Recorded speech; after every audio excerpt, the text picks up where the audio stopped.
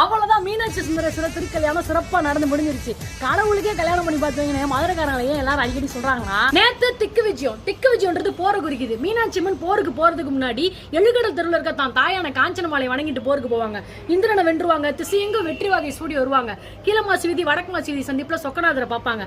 நாரதர் 2 பேருக்கு இடையில கலகத்தை தூண்டி விடுவாரு. சொக்கநாதர் மீனாட்சி மேல போர் தொடுக்க, மீனாட்சி சொக்கநாதர் மேல போர் தொடுக்க மகராசி கண்டு பணிஞ்சாருன்னு சொக்கநாதர் மீனாட்சி மேல காதல் வயப்பட்டுருவாரு. மீனாட்சி சொக்கரை பார்த்து நாணப்பட்டுக்கிட்டு போர்ல வெற்றி அடையாம போயிருவாங்க. கடவுள் ஆசைப்பட்டாருன்றதுக்காக எங்க ஊர் மகாராணி அம்புட்டசியா தூக்கி கொடுத்துருவோமா?